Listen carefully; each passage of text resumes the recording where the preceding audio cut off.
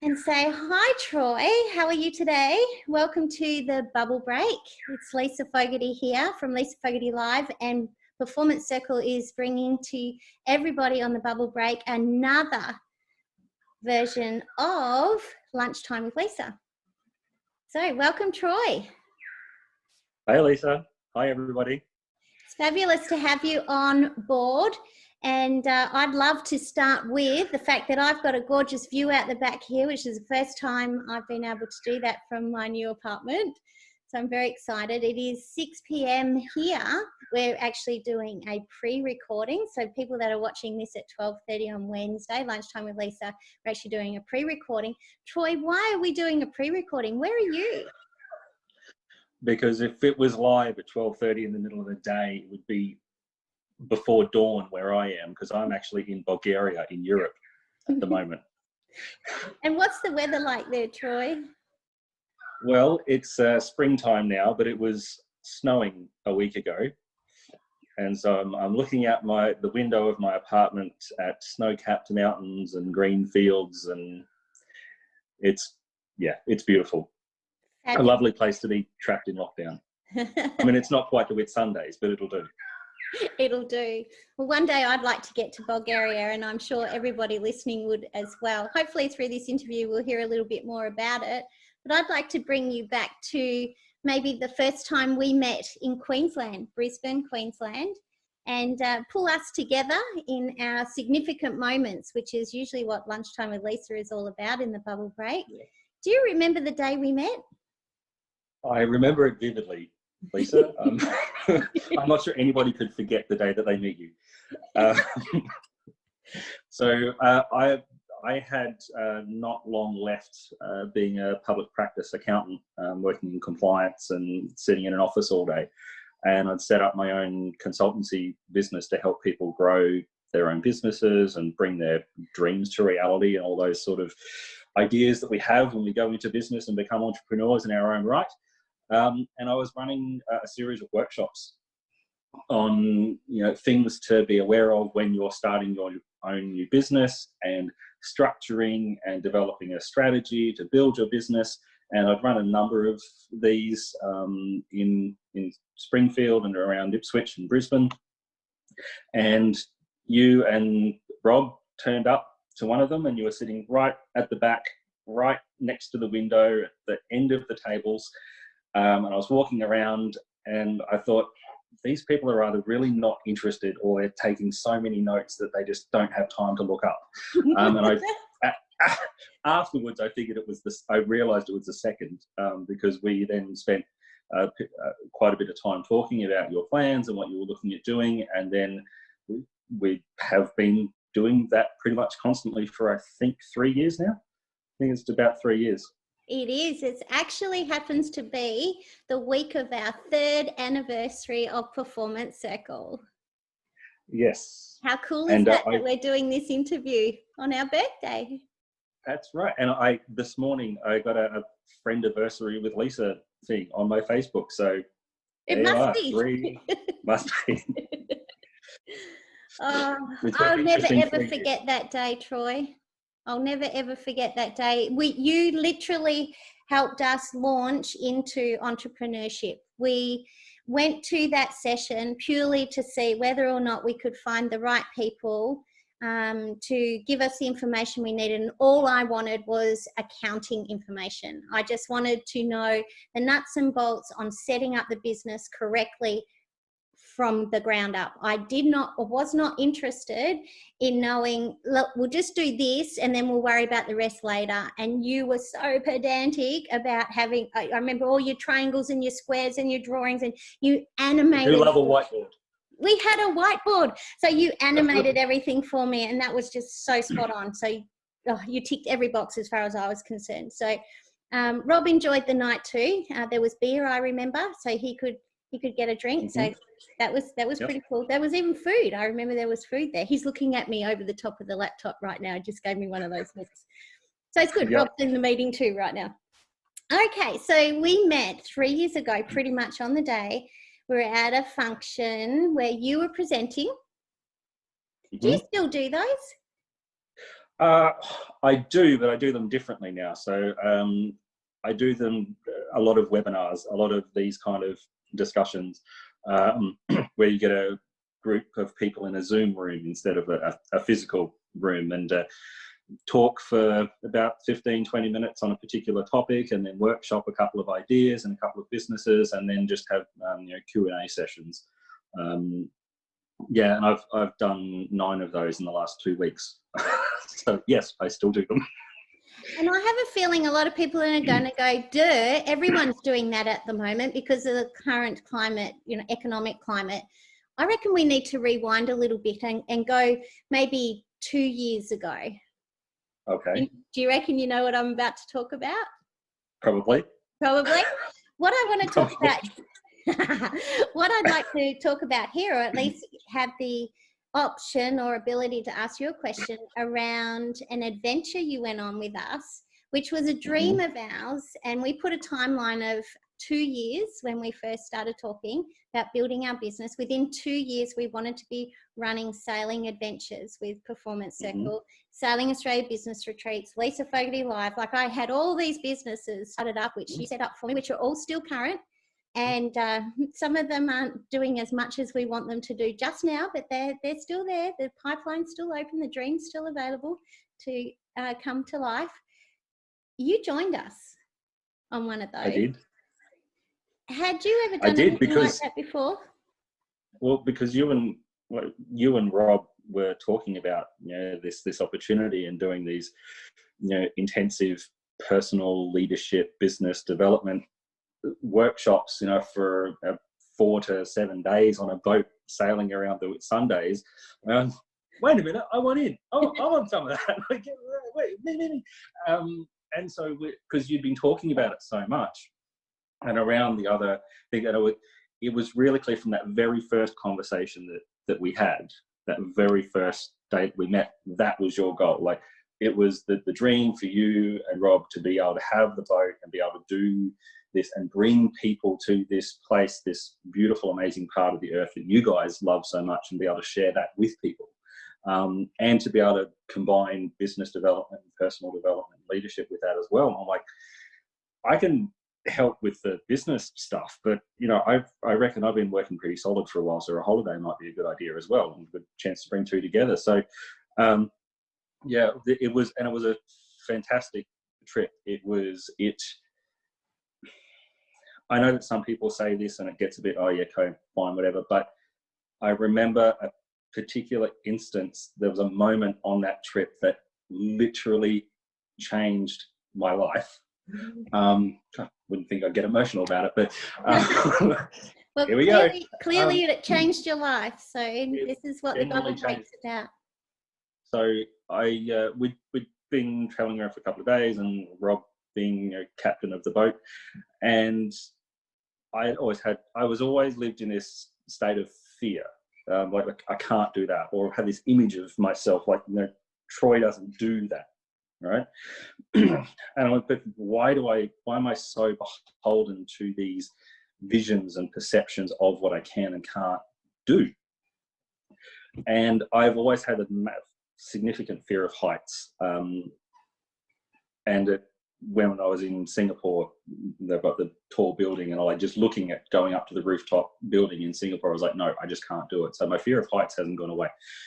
But I, at that point, I was petrified of walking up steps at times. And the other guys on the boat were just going right up to the top of the boat, jumping off the back, just jumping off into the water and having an amazing time. And I went, why am I not doing this? Like, why do I have this perception that I can't do these things that other people are doing? And so I was like, you know what? Just pull on my big boy pants, go up onto the roof of the boat, and everybody else has been doing it, jump off and just going into the water. And I remember there was a video in slow motion. We got off the top and down, and then the water just coming up, and it was like this baptism in the waters at Whitsundays. And I just went, I can do this stuff I've never done before. What else can I do that I've never done before? And how can I work with other people to help them to do things that they've never done before? And then that's pretty much the focus of a lot of the things that you do as well. So it was, obviously being there with you guys, going through that process, and now that's led to the 2 years since being a very different life for somebody who's an accountant at the core. All from an experience. All from an experience. Do you think people meet for a reason, Troy? Definitely. Absolutely. Life is about lessons. Life is about learning. It's about a journey. Are we on the path that we want to be on or not? And how do we get onto that path that we want to be on? Like, I know the last 12 to 15 months now for me, has been very, very different to my life up to that point. But I wouldn't be able to be doing what I'm doing now and traveling the world if it wasn't for the people that I've met, the experiences that I've had, and also at the right time. So not all just the good ones either, but like I've been married and divorced before, and like some of those experiences were traumatic, deeply traumatic. But now I can look back on them and go, I learned so much about myself through that process and coming out of those situations as well. So even though that didn't work out, meeting those people still I had the choice to allow that to have a positive impact on my life, just as I could have made the choice to allow it to only have a negative impact. When you think of yourself saying those things and the emotions that have come out, just bringing to the forefront some of the things that you've overcome in the last 3 years, and you are sitting in Bulgaria, of all places, Yeah. What has driven you to, one, stay in Bulgaria when you could have come home? Clearly, you're not Bulgarian. You are Australian. Okay, just putting that Queensland out born there. and bred. Queensland born and bred. You would have the option to coming home. You were someone who, prior to traveling with us, had not traveled. Just had not traveled. At the age of 10, I went to New Zealand with my parents. And I was mid-30s when we met. Yes. That was it. It was a significant step to travel from Brisbane to the Whitsundays for a holiday. I remember walking on the jetty and you saying, I'm about to step on a boat for the first time. On a boat for the first time. Yep. And you had your bag, which was the smallest bag I've ever seen of people coming away for a week, okay? And you were also the Sundays. I need a couple of shirts and some swimmers. I mean, it's you were the best packed person. Just saying, you're absolutely the most organised and best packed. And for the other people that came on board and are listening to this, they will agree with that. You were also about to share an area. You even mentioned sharing. This was going to be a challenge for you, sharing and cooking, Troy. That was also a challenge. Luckily, we had a chef on board, the saltwater chef, Aaron, legendary Aaron. We had a psychologist on board as well. That was interesting in itself. We had a professional golfer on board. We had an executive on board from a top 500 company? Yep. Yeah. So we had a big mixture of people. And they all went away and they've gone on with their lives and all done very different things and achieved lots of things. However, you are the one that has continued the travel, that has found himself in Bulgaria during COVID-19. How long have you been there? And could you please share some of that with the people? And why are you still there? What are you trying to achieve? So I suppose I continued to challenge myself after that trip and challenge my perceptions of normalcy and habit and what am I attached to out of this is just what I do as opposed to what do I want to be doing and challenging how I do that. So January last year, I started the process of running my business remotely and traveling around Australia. So being in far north Queensland, being in Melbourne and Adelaide and Alice Springs and Broken Hill for a month and just running my business from wherever. And then saying, well, if I can do this from all over Australia, potentially I can do this all over the world as well. So one of my driving ambitions in running my business is not just the process of making money, but the process of making a difference. Fabulous. So not just in the commercial sense, but also in a not-for-profit sense. So I've helped set up over 20 not-for-profits in the last 3 years since we've met, in the areas of animal welfare and mental health and homelessness, Aboriginal and immigration support, environmental projects, educational projects, like a range of things. And this is my way of giving back and supporting and doing things with other people as well. One of those projects, I was invited to Nepal by a lady who's running an entrepreneurship program for women who are trying to start their own businesses. And she saw the work that I had been doing in Australia. And there was some of those projects that I'd been working on. You and I had collaborated on some elements of those together as well. So it was an extension of that. I went, well, actually, I've always wanted to go to Nepal and see Everest. And my birthday was in October. So I sort of made a plan and went, what would it look like for me to actually go to Nepal for my birthday and be able to support these people on the ground while I'm there? And then I went, well, if I'm going to Nepal, there's also an opportunity in Bangladesh. So I ended up in Bangladesh and traipsing through the Sundarban mangrove forest, which is 6,000 square kilometres of mangrove forest in the Bay of Bengal, tracking Bengal tigers on foot. Trekking through the Himalayas and going to the birthplace of Buddha. And I'd spent, and then we went through Europe, was helping with a cat sanctuary in the Greek islands. So sailing around a boat in the Greek islands, I had this flashback of, wait, this is just like the Whitsundays, except, and I was sitting there and it was a single hull yacht, and the boat that we were on in the Whitsundays was a cat, because you and Rob do love your cats. And I'm sitting there going, this is the Greek islands, and it was so familiar, like it was the Whitsundays. But maybe I'm just really patriotic, but I was sitting there going, yeah, this is great. It's not quite the Whitsundays.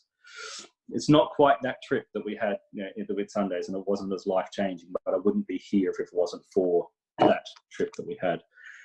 And then COVID-19 happened, and I was here in Bansko. I planned to be here for 3 months, and they locked down the town. So this is a ski resort in the middle of Bulgaria, about an hour north of the Greek border. They rolled the military into the outskirts of the town. Police vehicles were driving on all of the streets throughout the town, and they literally brought buses in, put tourists on the buses, and under police escort drove busloads of tourists up to the airport in Sofia and put them on planes to get them back to France and England. Thankfully, I was planning to stay for an extended period of time anyway, so I was able to stay here. The apartments that I'm staying in are long-term stay apartments, but they cleared out all the hotels. They were just, no, you're a tourist, you're out. We are sending you out. Military came in, locked down, like nobody was allowed in or out unless it was a food truck or medication for 3 weeks. So I didn't really have a choice. And then by the time that lockdown was removed, the rest of the world had locked down. So now I don't have an option of going anywhere else anyway. But I could come home, but I'm able to run my business. I'm able to support the businesses that I support in Australia from here, the not-for-profits that I support. I'm also an administrator in the 2 largest accounting and bookkeeping support groups on Facebook in Australia. So I'm an admin and I'm a support in those groups as well. So with all the changes and all the legislation and everything that's going on crazy in the world of business and stimulus at the moment, for accountants, like every person who has their own business, us as accountants and bookkeepers, we've got like 5 or 20 or 300 businesses that we're going through the same process with. So those accountants and bookkeepers are coming to those support groups for help. And so I'm able to provide that support to the accounting bookkeeping industry, as well as my own businesses, as well as other businesses while I'm still here. I've also got an elephant project that I'm working with in Nepal. So the elephant tourism that is in Nepal, there's elephants are moving out of that tourism into sanctuaries. So I'm working with them on some projects, because I realised when I was in Kenya for Christmas, yes, I was at the foot of Mount Kilimanjaro just after Christmas, and was sitting there in the vehicle, and this elephant started coming towards us, and Mount Kilimanjaro was in the background, and all the trees and everything, and it looked very Lion King. And then he walked closer and closer, and then there was his whole family was there, the whole herd. There was 12 elephants that were just right there, all walking towards the vehicle. And the birds started flying through, and the clouds cleared up, and you could see all of Kilimanjaro, and they walked within 10 meters. The whole family walked within like 5 to 10 meters of the vehicle and took around behind us. Then when I was in Nairobi, went to the Dorothy Sheldrick Elephant Trust, where they house orphan elephants. And there was an elephant that was 4 months old, and I'd helped put the elephant to bed of the evening, put it in its little enclosure, and was feeding it, and it wrapped its trunk up around my arm and just left. And I was like, okay, so elephants are my spirit animal. Like that's it. That's it. Elephants are my spirit animal. So now I'm working on projects in different continents with elephants from here in Bulgaria, still while I'm doing all the other work that I'm doing as well, administratively and financially in other continents and back in Australia too. So I don't need to come back to Australia to run my business or to live my life or to help make a difference in the lives of others, because we have technology, we have Zoom, we have computers, we have emails, and so I can not have to rush home. And by staying here in Europe, as the borders start to open again, I'll have more freedom to be able to go and work on some other projects that I need to be boots on the ground for, instead of just helping remotely. That is phenomenal, Troy. I normally ask a question, which I will still ask, but I'm not sure how you're going to answer it. So this is going to be very, very interesting. Okay. If you weren't doing the work that you do, what would you be doing? If you could do anything else other than what you're doing, what would you be doing? What would be your wish? Honestly, I don't really know that I have an answer, because I've designed my life now over the last few years of living the life that I want to live. Like, it's not just a job. This is an expression, an extension of who I am. Like, and I remember when I was younger, like my very first accounting job that I got was mid-20s. And I remember calling my mum and saying, "Hey, Mum, I've got this job. I'm an accountant." You know, and she goes, "You were always going to be an accountant. When you were a kid, you were always going to be an accountant. You just had to wait to be old enough to get a job being an accountant." It's like, you know, like I just money and finance. It was my thing, even when I was little.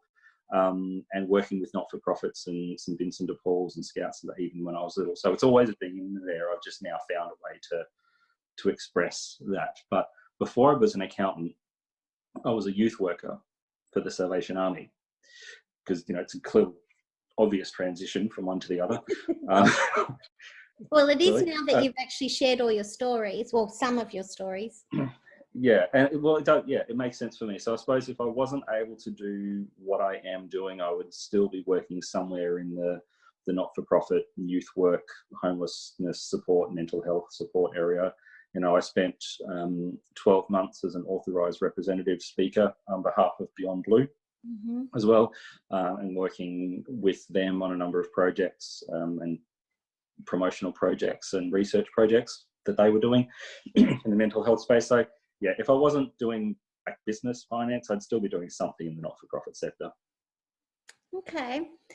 And we would 100% back you on any one of those things. And I think everybody that's listening to this that knows me would fully understand why we're connected and why we saw a lot of value in each other.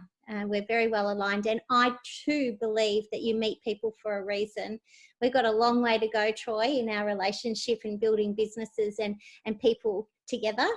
So I'm looking. Well, I'm not the only one, because I mean, you went to Cambodia a few months ago, you know, for pretty much exactly the same reason. So, you know, it's birds of a feather.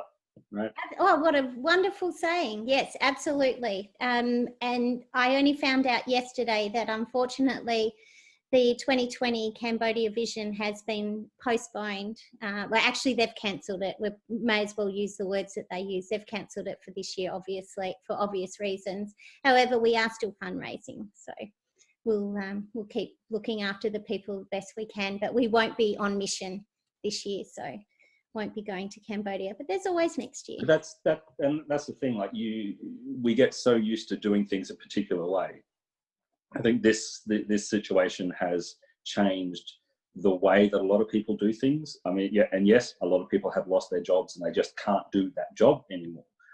But then the fact that we can have so many Zoom call meetings and team meetings in different ways, and working from home in ways that we haven't before, business opportunities that are there, people that now have the time to focus on what they're going to do next. And you get that, I've got so much to do, I don't have time to work on myself, I don't have time to work on my business, I don't have time to do these things that I want to do. And we have, for some people, they have that time now and able to spend that time going, what are we going to do and what are we going to do differently? And do we have to do things the way we've always done them just because? I just really, it hurt that's the way we've always done it here. That it just hurts. And I know with the work that you do, you would hear that a lot as well, and working with people work through that. You know, it gives us this opportunity at the moment to do things differently. So yeah, you can still fundraise for in Cambodia. I can still work with my elephant projects and my cat projects and my homelessness projects without needing to physically be on the site. Oh yes. Birds of a feather, remember. We need to. I need to get back to the Whitsundays again on another boat trip. We need to figure out how we're going to make that happen, Lisa. All right. Well, maybe some of our listeners might want to come on a boat trip with us or help us figure out a new one. As soon as they open the island, I'm just going to say, right, dates on, who's in? Yep. And we'll come together. How about that? That'll be the best way to get one done. Is that the only way I can get you back to Australia? Pretty much. Yeah. Okay. Yeah. So we need to book a date. Troy's in, and yeah, we'll put. Well, you know it's going to happen, so we'll just book a date. So after all this lockdown and after not being able to travel, not being able to move, people being in their houses or restricted to close to their houses, you know, I think that people are going to want to get out of that space. And there's a perfect opportunity to go, not just get out of my space, but go to an amazing space where you can just be amongst the brilliance and magic of the Whitsundays. And have someone like Rob sit next to him and hear some of his stories, and then get him to motivate you to jump off the top of a cat into the beautiful blue ocean of the Whitsundays. Well, it was one of those slow-mo videos for them. For everybody, yeah. It was very his story about when he went to Ayers Rock, which I will leave for him to share with people, because it's definitely a story that he tells would tell better than anyone else. But I remember in March last year, I was at Uluru, and there was the talk about them closing it down, which they did actually the day of my birthday. Last year was when they closed it, and I was standing at the foot of Uluru, and I was in this amazing thing, and it was so meaningful, and all the Aboriginal organisation work that I do as well, so it's got the relevance there. And I just kept, like, Rob's story of his memory of Ayers Rock just kept going around in my head, going, nope, not for me. But but yeah, but that's the thing, it's those connections and the relationships that you make, and you know, the opportunities. And to go 12 months beforehand, I hadn't even been on a boat in Whitsundays, and then here I was standing at the foot of Uluru, and now 12 months later after that, I've done 19 countries in 6 months. Phenomenal. Significant moments. Yes. Amazing. So Troy, you have 1 minute. Most people have 3, but I'll give you 3. It's okay.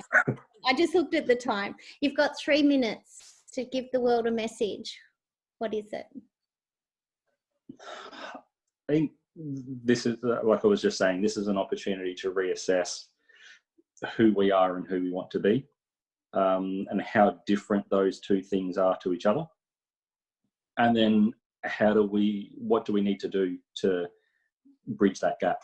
and live that life that you want to live, instead of just existing and paying bills and working. And, you know, and there's help out there to go through, and it's possible. You know, if a boring accountant from Queensland in the middle of nowhere that's afraid of heights and never been on a trip before can turn it around and now work with not-for-profit and businesses all over the world, making a difference, you know, anyone can do it. You know, but it's follow your passion. Don't do something that somebody else is doing because you think somebody else should be doing it. Find a way to follow your own passion.